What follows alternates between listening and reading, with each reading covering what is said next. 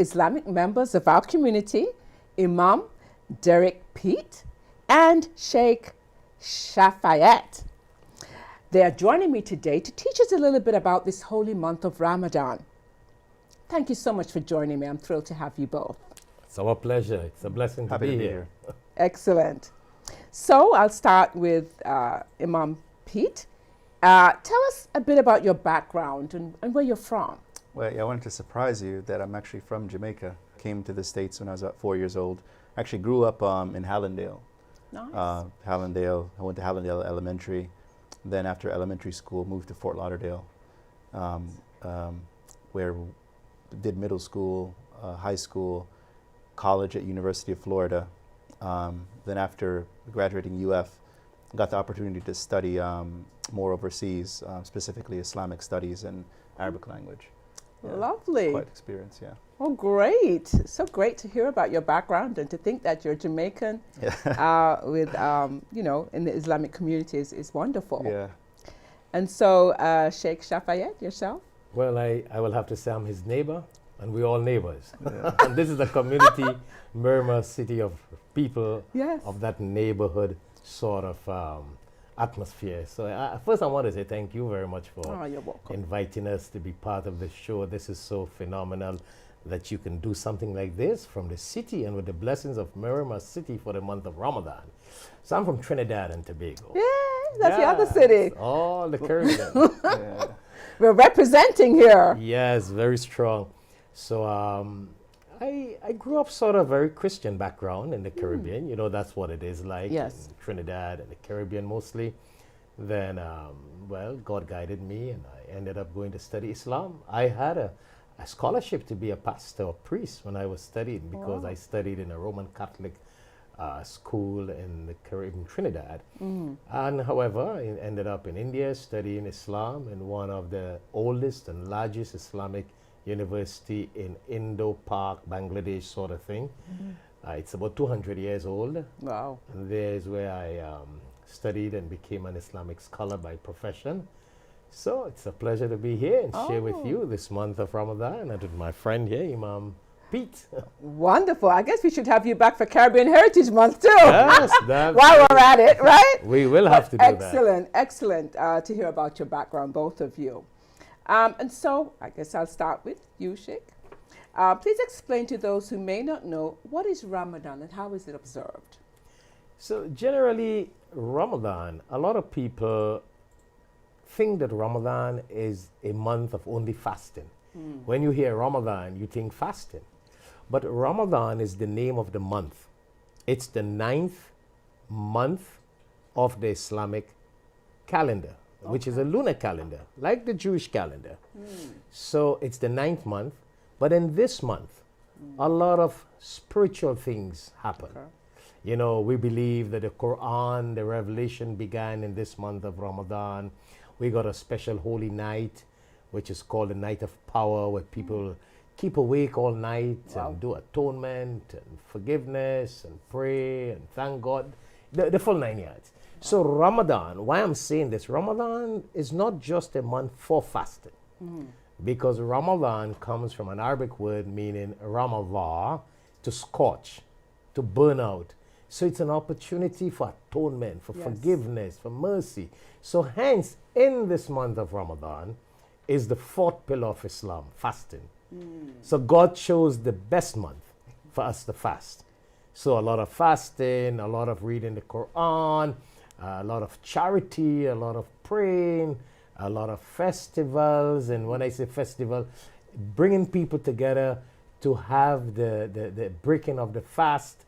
So the communities come together. I mean, Miramar City has been blessed to host something like that, and a couple other cities in America. So the month is a month that you can do everything good under the sky. Wow. I like that. I like that explanation. Anything you want to add, Imam? Yeah, so, you know, a particular song, a lyric from a song that I haven't heard in a long time, but used to listen to it a lot growing up, by an artist called Garnet Silk. There's a particular verse. What he's referring to, he's talking about that people, they have the material necessities, they have the food, the drink, house over their heads, but they're still hungry. They're missing something. So this week, this is the theme in Ramadan, that the human being is more than just a material object, or just that the human being, he or she needs more than just food and drink. Right? We need more than just the physical things. We need spiritual things. We need spiritual nourishment. So this month of Ramadan is to remind us of that we need something else. It's not just about the physical things, the food, the drink. Well, that's okay, but you also need spiritual nourishment. You also need to connect to the scripture. You need to connect to God and connect to that aspect of yourself. So this is what Ramadan is about, and having self-restraint as well. This is also very much a part of the month. Self-restraint in terms of avoiding food, but also avoiding other things that are offensive to God, and also seeing past ourselves and fully connecting to the community. Wow. So charity is also a very important part of Ramadan. Yeah. So as the Imam said that, I got another point to share. In the fasting, one of the logistics, now God has in his wisdom, Prophet Moses fasted, Jesus, peace be upon him, fasted. So one of the logistics in fasting is that when you feel that weakness, you're hungry, you didn't eat from from dawn to sunset, your body sort of gets a little weaker. So when a person's body is much weaker, you tend to ponder a little more, be more God conscious, think how the poor thinks. You have a different sort of feelings inside of you. When a person's stomach is filled, they're like a wild beast. That's true. You see what happens? Yeah, we tend but when, to be when you're hungry and you're weak, you get humble. You feel like how the poor man feels out there. Right. The hungry child feels out there. Absolutely. So that's one of the God-gifted strategy that in this month we fast. So with that sort of physical weakness, it brings that God-conscious feelings to worship God and to care for other people. Excellent. I love that. Well, and as you have titles, both of you, and many of our residents and friends and people watching may not know what they mean. So you are Imam and you are Sheikh. What does that mean? So sometimes it's used interchangeably. Generally, an Imam will be a leader of the community, one who leads the prayer, also will give the sermon. So this is what the Imam, so leader, this is what that means. The Sheikh, it's also a person who will lead the prayer, but it's a person who has more seniority in the community, like Shaikh Shafayat. So that's you. Yeah. Well, he already answered it, so I don't need to say anything. But basically, we understand more about both your roles. And I know the Muslim culture, it's a huge culture around the world. It may be, I don't know if it's even more so than Christianity. It could be. But why do you think it's important for folks to understand, especially in the Western world here, about the Muslim culture? I'll start with you, Imam. I think that I'm big on heritage, our roots, getting back to our roots. And a part of American roots is Islam. It was here since the beginning. No doubt under through means that we object to now, through the African slave trade. But the fact is that there were African Muslims who were brought to these shores. They were here since the beginning. And that beginning, has a narrative throughout the beginning of American history, all the way through Civil War, all the way through to, after the Civil War with the, Nation of Islam, Malcolm X, also, who plays a person who plays a role in that is also Marcus Garvey, not a Muslim, but he plays a role. Islam and that movement, they play a role in really bringing about social justice. So Islam is really here from the beginning, and we do ourselves a disservice not to pay attention to that heritage, because that represents who we are. Even if you're not a Muslim, that's a part of, the your history. Yeah. Absolutely. Anything to add to that? Well, wonderful example and reality of its origin here in America. And when you look back at some of the misconception, and that's a wonderful question you asked there, a lot of people think Islam is just like a religion that was born or innovated by some people. But in all reality, Islam has been there. We consider Islam as the religion of Jesus, peace be upon him, the religion of Moses, peace be upon him, the religion of Abraham. Why? Because the Bible, the Torah, the Psalms speak about Moses, Jesus, Abraham, peace be upon them all, that they all invited people to the submission of God. And Islam means submission to God. We talk about Islam meaning peace, Yes. but that's one aspect of it, because when you are in submission to God, it's all about peace. You should only be peaceful. Hence, a Muslim is one who submits to God. So Muslim is an Arabic word, and in the Quran, we refer to Jesus, Moses, Abraham, all these prophets as Muslims, because they all were in total submission to God.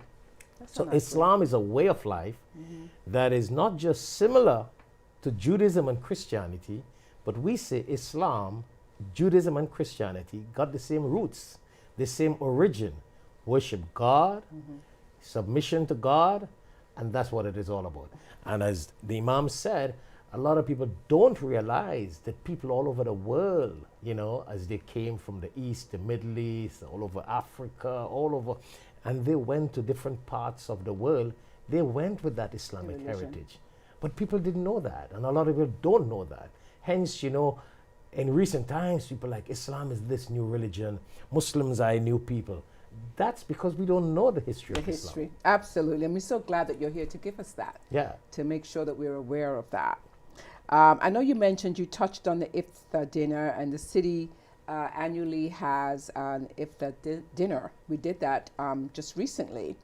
How significant is that? That's basically the breaking of the fast, correct? You want to explain a little bit about that, Mr. Imam? Yeah, so the iftar is really when the Muslims, we sit down to, well, ideally, of course, sometimes we're hungry, or sometimes people be sleeping at that time because, they're so tired. But ideally, in principle, the time of iftar is a time of not only breaking the fast, but a time for reflection, a time for, okay, how did the day go? A time for giving, a time for pause right before the fast, and you can say a prayer. And this is one of the, right there at the end of the fast is really when the person who is fasting is really nearest to God. You really feel the pain of the heaviness of the fast, and maybe a bit tired and thirsty. This is the time when you're really, really close to God, we believe. So it's a time for reflection right before the fast. And then at the time of the iftar, we believe that this is a blessing from God, that you enjoy and partake in the blessing, and you break the fast upon something which is usually like a date, or you take some sort of fruit, something that's good to get the blood sugar back in. Oh, yeah. And also then after that you say a prayer, which can be something short, like, praise God, give thanks, something like this. So this Excellent. is the iftar. Well, we enjoy that every year here in the city of Yeah. Miramar. I know we have it all over, actually, Broward County. I'm actually going to one towards the end of the month as well. But in closing, and I have this question for you, Sheikh. Recently, the Broward School Board gave students and staff a day off to mark a Muslim holiday in the school year 2022 to 23. How do you feel about this recognition?